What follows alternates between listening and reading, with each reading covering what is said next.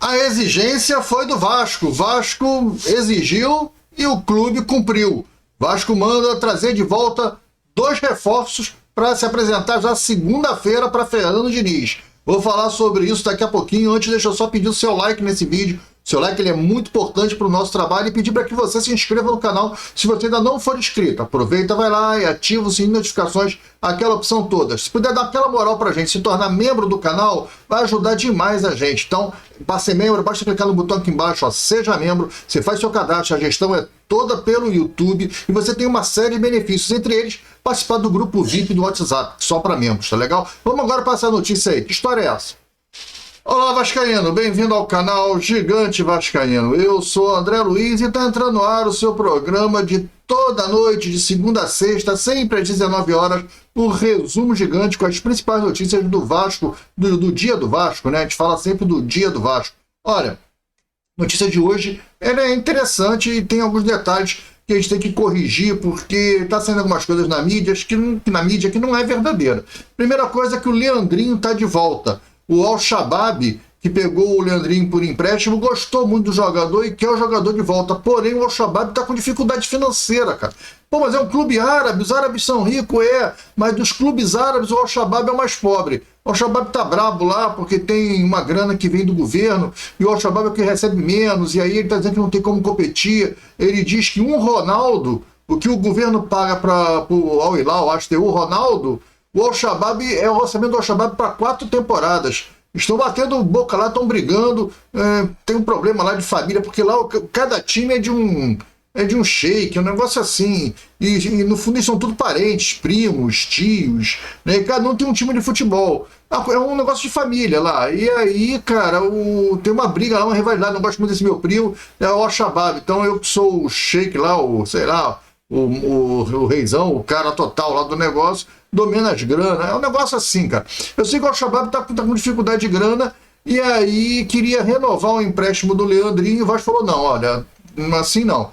Se vocês vão comprar ou não vão comprar, a gente quer comprar, mas mais para frente, agora a gente não tem condições. Então, se não tem condições de comprar agora, então ok, valeu, obrigado, traz o Leandrinho para cá. O ruim é que o Vasco vai ter que pagar o Paulinho. Em setembro o Vasco tem uma coisa para pagar o Paulinho. Não sei se o Vasco já deu o golpe nos árabes e meteu a dívida do Paulinho na recuperação judicial. É possível que o Vasco, para tirar essa onda, fazer essa marra toda, é porque já pegou a grana do árabe e jogou lá na recuperação judicial, e o árabe vai ficar surpreso que ele vai ter que receber isso em 16 anos, com 3 anos de carência, dando 90% de desconto. O árabe vai ficar feliz a beça com o Vasco quando souber essa história. Se é que está na recuperação judicial. Mas eu acho que está. Se o São Paulo está na recuperação judicial, imagina o árabe aí.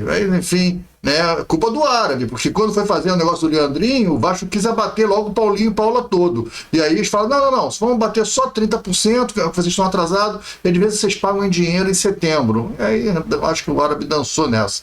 Acho que nessa hora a dançou. Depois a gente vai ter que descobrir se isso está na recuperação judicial ou não. Outro jogador que está voltando é o meu protegido, o volante Lucas Eduardo. Lucas Eduardo foi emprestado um valor baixíssimo no início do ano para o Cuiabá. Eu falei aqui, pô, quebrei o pau, como é que pode? Jogador de seleção brasileira, capitão do Sub-20 do Vasco, multicampeão na categoria de base do Vasco, sempre como titular do time, e aí foi disputar a segunda divisão pelo Cuiabá com um preço do passe fixado em 1,5 milhão, acho que de euros ou reais. De qualquer maneira, um valor muito baixo. Eu falei aqui que o Vasco estava se desfazendo da base naquela época, naquela ocasião, mas enfim, acontece que o Lucas Eduardo parece que em 11 jogos até agora na segunda divisão só participou de 20 minutos, e aí o Vasco achou a minutagem muito baixa e pediu a devolução do atleta e vai reincorporar o jogador aos profissionais.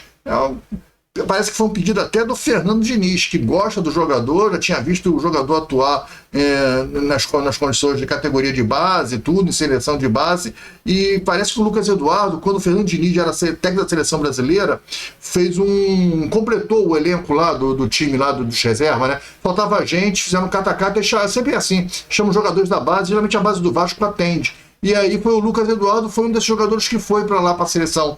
E aí, Lucas Eduardo, parece que o Ryan, o Leandrinho treinaram com o Fernando Diniz. E aí ele gostou muito do Lucas Eduardo. E aí ele sentiu, quando ele chegou no Vasco, ele procurou e o cara falou, não, tá emprestado lá pro Cuiabá. E aí ele falou, pô, teve essa oportunidade, perguntaram para ele aí, o que você acha? o cara, a gente prestou ele para ter minutagem, mas ele não está jogando, e aí o Fernando Diniz parece que pediu para trazer o garoto de volta. Vamos ver se isso é um fato mesmo, vamos ver como é que ele vai ser aproveitado, ou se o Lucas Eduardo realmente não virou jogador, porque acontece, às vezes o cara é um grande jogador na base, e vai perdendo tempo, vai perdendo espaço, vai perdendo a motivação, e não consegue se encontrar mais, e aí você deixa de ter o jogador. O cara que era um cracaço, um jogadoraço, deixou de ser jogador. Eu sempre falo aqui, no exemplo da antiga, do Pastoril. O Pastoril era um cracaço na base, mas não virou. No time principal do Vasco não virou. O Dinamite virou e ele não virou. Acontece. O Pastoril era o craque do time da base. O Roberto era o 9, o Pastoril era o 10. Era o meio de campo clássico. Dizem que ele ia ser melhor do que o Zico, que ele era muito superior ao Zico, até nos jogos da base, que ele se destacava mais do que o Zico. O Zico virou jogador, o Roberto virou jogador e ele virou. Mas ele nunca foi um jogador de destaque, né? Acabou se jogando em times menores, etc. e tal. Pastoril nunca foi esse cara com destaque no Vasco, pelo menos, né? Depois teve destaque no interior, foi campeão de alguma coisa lá, mas sim, nunca um título de relevância para o futebol que se esperava do Pastoril. Um cara que não virou, não deu, um jogador profissional, não aconteceu. A mesma coisa pode acontecer com qualquer jogador da base. Por isso que a transição ela é muito importante. Tomara que agora na mão do Fernando Diniz esse garoto possa dar resultado. Eu acho ele um jogadorzaço.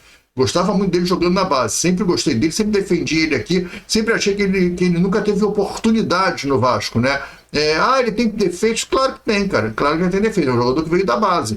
Ele tem uns problemas, assim, se você assistir nos jogos da base, eu percebia que ele gostava muito de receber a bola de costas, né? Como primeiro volante não dá, porque no dia de hoje a marcação é muito alta. Então, até que ele pegar essa bola de costas e girar, o cara toma dele. Ele tem que receber de frente. Ele tem que ficar entre os zagueiros. Mas é questão de posicionamento, de ensinar o cara. Ele talvez tenha um vício, uma mania de ficar posicionado ali.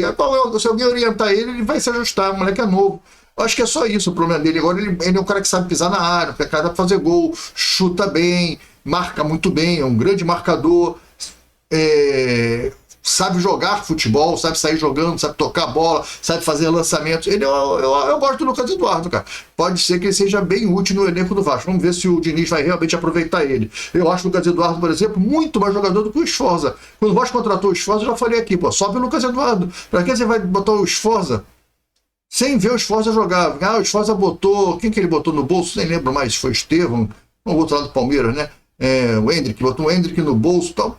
Cara, o Sforza fez aquela partida, foi a partida da vida dele. O Vasco foi lá e contratou o Sforza. Você tinha um Lucas Eduardo que é muito mais jogador do Sforza. Aí tá hoje aí com o Sforza aí, fedendo a peixe, ninguém quer o cara, o Vasco também não consegue vender, tá essa complicação toda aí. Enfim, eu acho que o Lucas Eduardo é um bom jogador e pode dar jogador. Agora tem que ver como é que ele tá, como é que tá a situação dele, que aconteceu. Não foi disciplina, não tem problema nenhum lá no Cuiabá. Problema só que o treinador Cuiabá não estava optando por ele e o Vasco exigiu, então, o retorno dele para que ele possa ser integrado ao elenco profissional do Vasco. Acho que achei a atitude correta do departamento de futebol do Vasco, da diretoria do Vasco. Claro que por pedido do Diniz, né? O rapaz que chegou agora, né, ainda o Admar Lopes, ainda não teve ainda participação nessa situação, até porque ele chegou ontem já, o Lucas Eduardo já chegou ontem, vai cumprir os 10 dias de férias, vai se apresentar a segunda-feira no Vasco. Tá falando 10 dias? Não, ele já tá, né? Ele tá de férias também com o Cuiabá desde semana passada. Então ele vai cumprir esse período de férias e se apresenta segunda-feira junto com o elenco principal, junto com o Leandrinho, o David e o Estrela. Então já são 4 reforços aí diferenciados para o Diniz. Ainda tem que contratar jogador. O Admar Lopes já começou a trabalhar e a primeira coisa que fez foi uma reunião com o Pitombeira. Parece que já tem uma reunião com o Paulo Pitombeira, já está agendada para essa semana, para esse feriado ainda, e ele quer resolver o quanto antes a questão do Léo Jardim. Vai ou não vai? A ideia é que o Léo Jardim se represente na segunda-feira com as coisas já bem encaminhadas e bem definidas sobre o futuro do goleiro no Vasco. Essa é uma meta do que o Admar Lopes estipulou para o trabalho dele. Olha, interessante, ele que tem um bom contato com o Léo Jardim, ele deve falar direto com o goleiro também, né? Claro que quem resolve é o empresário, mas é aquilo que a gente vem falando aqui, que o Acácio falou também numa entrevista lá para a Atenção Vascaínos. Quem decide essas histórias, cara, é o jogador que diz, olha, eu quero ficar, para mim tá bom, qual o salário que eles estão falando? Estão pagando, oferecendo 900 mil, pô, para mim tá bom, 900 mil é um excelente salário, eu quero ficar, fecha porque eu quero ficar, 900 mil é um bom salário, eu quero ficar no Vasco. Depende muito do jogador. A Cássio disse isso, o empresário força uma barra, cria uma situação, tenta convencer o atleta, mas um atleta profissional já maduro, não é garoto, é maduro, então ele tem a cabeça no lugar, ele decide o que ele quer fazer, ele sabe para onde ele quer ir, se ele quer ficar no Vasco ou não. Quem decide isso é o Léo Jardim. Por mais que o empresário esteja fazendo um monte de palhaçada, quem decide é o Léo Jardim, segundo o Acácio, que foi goleiro profissional por muitos e muitos anos, e goleiraço, né? Goleiraço. Galera, é isso. Lembrando que amanhã, 8 horas da manhã, nós temos vídeo aqui no canal, né? O Café do Gigante está no ar amanhã, 8 horas da manhã. Tá falado? Não deixa de seguir a gente, deixa de deixar seu like, não deixa de se inscrever no canal se você ainda não for inscrito, tá legal? E vamos, que amanhã, ó, já tem trabalho, já tem vídeo. Ademar Lopes está na área e vai ter novidade com certeza já amanhã. Grande abraço, fica com Deus, até o vídeo de amanhã e eu fui. Tchau!